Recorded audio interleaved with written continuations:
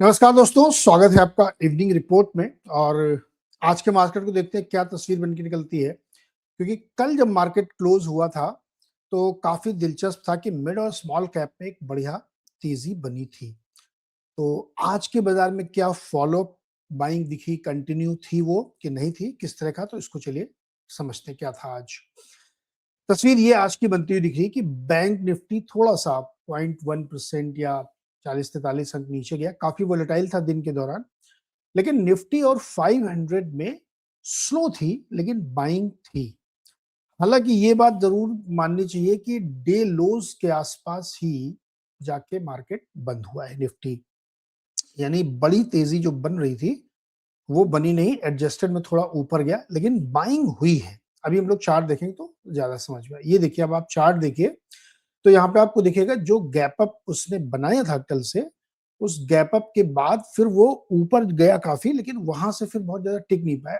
Specially second half में, यानी 2 बजे के बाद से, आप कह सकते हैं 1:45 के बाद से मार्केट नीचे आया, फिर ऊपर गया और फिर नीचे गया। तो ऑलमोस्ट जहां पे गैप अप हुआ था उसी के आसपास जाके लगभग बंद हुआ। यानी बहुत बड़ी उसने राइज नहीं बनाई। डे लो से तो खैर ऊपर गया, लेकिन गैप अप के आसपास ही ओपन और क्लोज ऑलमोस्ट आपको सेम दिखेंगे।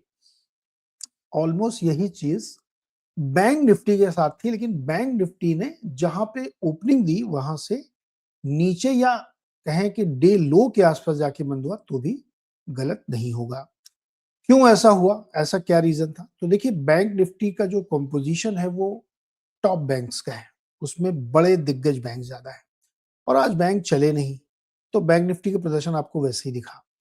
लेकिन निफ्टी का प्रदर्शन कंपोजिटली बेहतर था थोड़ा सा, और 500 का कम था। जैसे कल काफी अच्छी मजबूती थी, आज उतनी नहीं थी, लेकिन ठीक थी।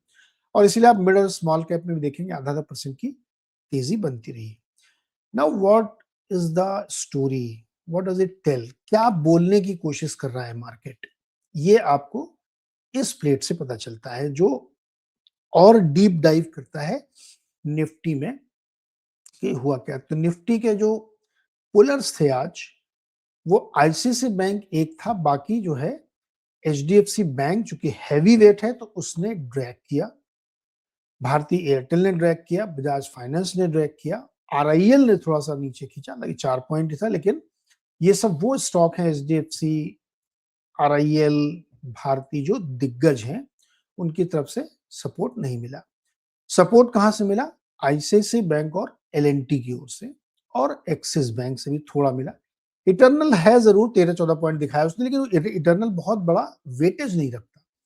तो इससे क्या समझ में आ रहा है मुझे? तो ये कंट्रीब्यूशन प्लेट देख के ऐसा लगता है कि इंडेक्स में बहुत बड़ी तेजी के मूड में कोई प्लेयर है नहीं। एफआईएस की बाइंग हो रही है, इसमें कोई शक नहीं है, लेकिन वो इतनी बड़ी बाइंग नहीं कर रहे हैं कि आप इंडेक्स को पूरा ऊपर खींच के रख दें। और एफआईआई के सामने डीआईएस लार्ज कैप में बेच रहे हैं, ये भी एक सच्चाई है, क्योंकि इंडेक्स को सपोर्ट तभी नहीं मिल रहा है। अब इसको देखिए आप, 29 स्टॉक निफ्टी के मजबूती के साथ थे, 20 कमजोर थे। निफ्टी बैंक में केवल 3 थे, बाकी 11 वीक थे, इसलिए बैंक निफ्टी चला नहीं। 500 में आइए, देखिए लगभग 300 स्टॉक, 291 स्टॉक्स में मजबूती थी। इसीलिए वो लगातार आपको स्ट्रेंथ एक ब्रॉडर मार्केट में दिख रही। टोटल अगर आप रेशियो देखेंगे तो 1:2 नहीं कह सकते इसको, लेकिन 16 दूना 32 होता है, 26 है, लेकिन 1:1.25 1.3 के आसपास का आप ले सकते हैं। तो जो कल की स्टोरी थी वो थोड़ी सी इंचअप तो हुई है, लेकिन कोई बहुत बड़ा प्रदर्शन ऐसा हो गया वो नहीं है। And in a way it's good. Slowly slowly market अपने को स्ट्रेंथ करने की कोशिश कर रहा है। ये कुछ स्टॉक है जो मिड कैप में, लार्ज कैप में, ये जैसे भी आप देख रहे हैं लूजर गेनर है।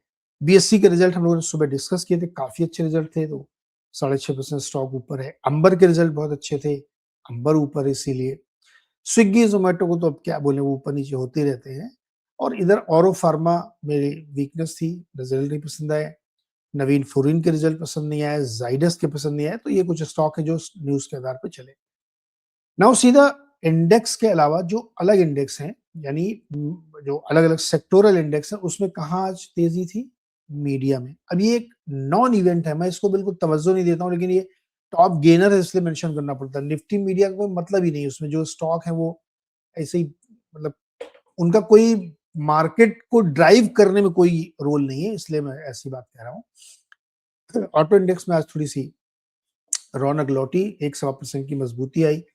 निफ्टी मेटल थोड़ा थोड़ा सा ठीक ठाक रहा, लेकिन फार्मा और पीएसयू बैंक और इवन हेल्थ केयर में भी वीकनेस थी। कल हेल्थ केयर में हो सकता है या अच्छी मजबूती दिखे, क्योंकि अपोलो हॉस्पिटल्स के नंबर काफी अच्छे हैं, तो वहां से सपोर्ट मार्केट को मिलना चाहिए। Now see FIIs number. आज भी उन्होंने 69 करोड़ की नेट बाइंग की है, ये नंबर नेट फिगर का है, और डीआईज ने 1200 करोड़ की नेट बाइंग की है। अब आप क्या मानते हैं इस नंबर से क्या है? कल भी हम लोगों ने देखा था कि बाइंग है। फरवरी के महीने में एफआईआईज डीआईआई से ज्यादा खरीदारी कर चुके हैं, 5000 करोड़ की, और डीआईआईज 4000 करोड़ के आंकड़े खड़े हुए, जबकि डीआईआईज बीच बीच में बेच रहे हैं। ऐसा क्यों हो रहा? कल हम लोगों ने इसको समझा था, एक्सप्लेन किया था कि एफआईआईज लार्ज कैप में बाइंग कर रहे हैं, डीआईआईज लार्ज कैप में सेलिंग कर रहे हैं, डीआईआईज मिड कैप में बाइंग कर रहे हैं, इसलिए उनका बाइंग फिगर तो दिखता है, लेकिन इंडेक्स में उनका कोई योगदान नहीं दिख रहा। एफआई चूंकि इंडेक्स में खरीद रहे हैं और नेट बायर है, कुछ बेच भी रहे हैं ना एफआई के सामने डीआईज, तो इसलिए वो फिगर आपको छोटा दिखता है। लेकिन ये संकेत अच्छा है कि एटलीस्ट दोनों प्लेयर अपनी अपनी पोजीशनिंग कर रहे हैं। ब्रॉडर मार्केट की जो तेजी है वो only because of mutual funds, तो वो एक अच्छी इंटरेस्टिंग चीज है, और फरवरी का महीना काफी उनके लिए बेहतर गया। एक चीज मैं आपके साथ और डिस्कस करना चाह रहा था, वो ये थे कि जो नंबर्स आए हैं एमफी के, कि महीने की जो एसआईपी के नंबर आते हैं वो किस तरह के हैं, तो वो भी मैं आपको एक बार ये बता देता हूं कि कैसे हैं वो। बड़ी उसमें एक बहुत दिलचस्प स्टोरी भी है।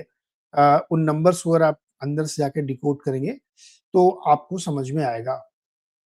वो नंबर कैसे समझ में आएगा आपको? Let me see the data, then I will explain you. कि जो खरीदारी हमें दिख रही है एसआईपी की, वो लगभग 30-31 हजार करोड़ की एसआईपी की बाइंग है, ठीक है। अब 30-31 हजार करोड़ की एसआईपी की बाइंग है, और गोल्ड सिल्वर के ईटीएफ में बहुत पैसे जा चुके हैं। अब ये 30-35 हजार करोड़ रुपए की एसआईपी है, और टोटल एसआईपी के साथ साथ ईटीएफ में भी, गोल्ड और सिल्वर ईटीएफ में भी अगर 30-32 हजार करोड़ रुपए जा रहे हैं, तो ये बड़ी बात है कि इन्वेस्टर ने पैसे को घुमा दिया है। इक्विटी के साथ साथ अब वो गोल्ड सिल्वर के ईटीएफ में भी बहुत डाल रहा है, जबकि गोल्ड ईटीएफ में या सिल्वर ईटीएफ में काफी उतार चढ़ाव हमने देखा है। अब अगर आप दोनों को जोड़ दें तो काफी इंटरेस्टिंग फिगर आपको दिखेगा, इक्विटी के सामने सामने वो भी निकल के आ रहा है। तो मेरा मेरा सुझाव ये था, ये कहना था, जो मेरा इंटरप्रिटेशन ये था कि इन्वेस्टर स्लोली स्लोली अपने आप को इक्विटी के सामने हेज भी कर रहा था। क्या ये गेम पलटेगा? क्योंकि गोल्ड और सिल्वर तो अब थोड़ा सा टिक गए हैं, तो क्या उधर से निकल के पैसा इक्विटी की तरफ आएगा? एक क्वेश्चन है। हो सकता है आने वाले समय में आपको ये एक तस्वीर दिखे, तो मेरे ख्याल में ये एक बहुत ही इंटरेस्टेड हो सकता है। दूसरा, चूंकि इवनिंग रिपोर्ट हम लोग कर रहे हैं, तो जाते जाते आपको ये भी बताऊंगा कि किस तरीके के गोल्ड और सिल्वर के भाव इस समय चल रहे हैं।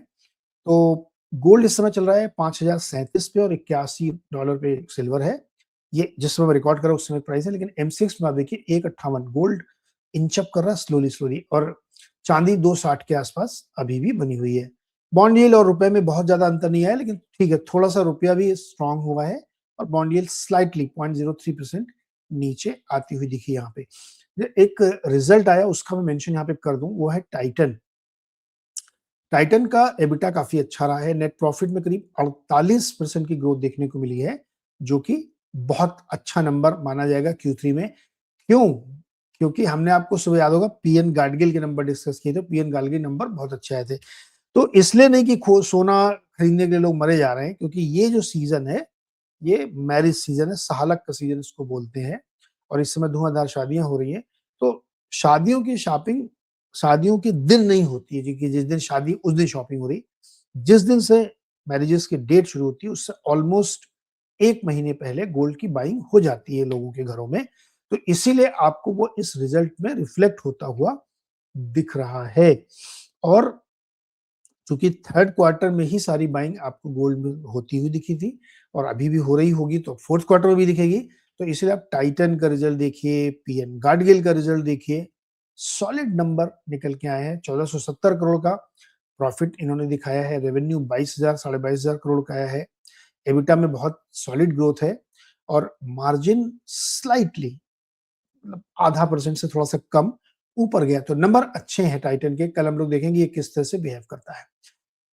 तो ये है पूरी तस्वीर आपके सामने। अब इस मार्केट को कैसे समझा जाए? इस मार्केट को मेरे हिसाब से जो मुझे समझ में आता है कि ओवरऑल मार्केट में आज कल के मुकाबले जोश थोड़ा सा कम था, लेकिन पैटर्न सेम था कि मिड और स्मॉल कैप में बाइंग हो रही है, लार्ज कैप में चर्निंग हो रही है, डीआईआईज मिड कैप में बाइंग कर रहे हैं, लार्ज कैप में का एफआईएस की बाइंग जा रही है और बहुत ज्यादा नेगेटिविटी इस समय कहीं भी नहीं दिख रही। इवन गोल्ड सिल्वर में भी लोग बाइंग कर रहे हैं। सो क्या ये मार्केट अब अपना बेस बना के एक नई तेजी की ओर चल रहा है? कल भी ये क्वेश्चन हमने रेस किया था, आज भी कर रहे हैं। ये क्वेश्चन मैं क्यों रेस करता हूँ कि आपके दिमाग में रहना चाहिए, क्योंकि हमें डेली बेसिस पे अगर इस चीज को एनालाइज करना है तो 2-3 फैक्टर जो मैं रोज दिखाता हूँ। एक मैं आपको एफआई का नंबर दिखाता हूँ कि जनवरी में आज कितना खरीदा या फरवरी में आज कितना खरीदा और पूरे फरवरी महीने में क्या चल रहा है। तो अभी तक तो एफआई बाजी मार रहे हैं और डेली बेसिस पे उनका नंबर ठीक ठाक आ रहा है। दूसरा जो कंट्रीब्यूशन हमें दिखता है कि किस किस तरह के स्टॉक्स में मजबूती आ रही है, इंडेक्स किस तरह से बिहेव करें, वो एक बहुत इंपॉर्टेंट है।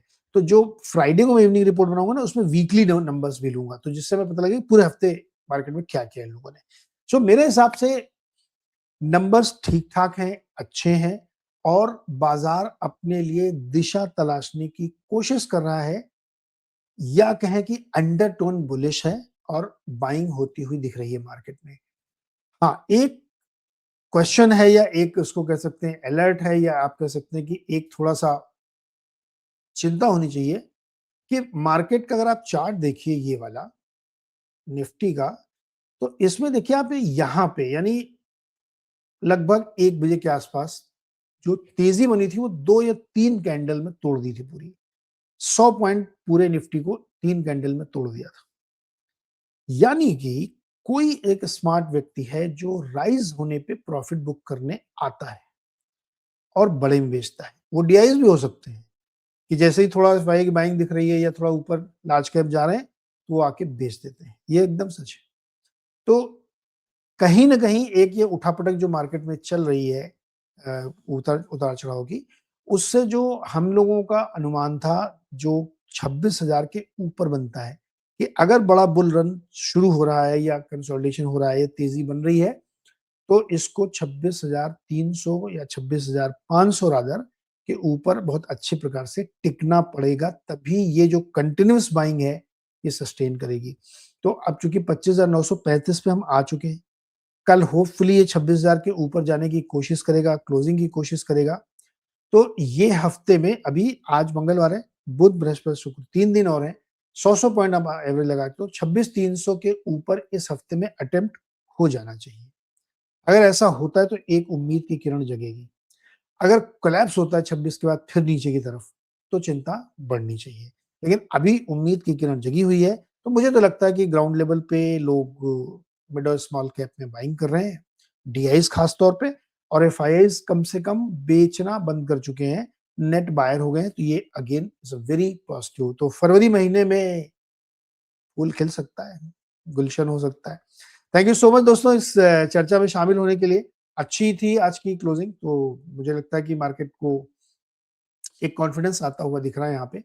होपफुली कि कल भी ऐसा ही रहेगा। तो कल 6:55 AM पे हम लोग फिर डिस्कस करेंगे कि दुनिया भर के बाजारों से और आज के बाजार भारत में जो बंद हुआ उसके मिला के संकेत के हिसाब से कल मार्केट कैसा बिहेव कर सकता है।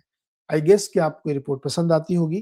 कमेंट करके अपने सुझाव जरूर दीजिएगा और क्या चीजें आप इसमें मैं शामिल करूं वो बताइएगा। इसमें मैं वो चीजें शामिल करता हूँ जो मैटर करती, वरना तो फिर बहुत लंबी रिपोर्ट बना दूंगा मैं, 1 घंटे की, तो आप लोग सुनोगे भी नहीं।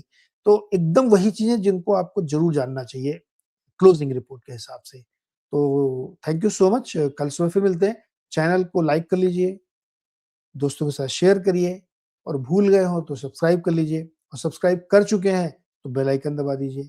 इतना काम तो आप कर ही सकते हैं मेरे लिए। Thank you so much. कल मिलेंगे सुबह 6:55 पे।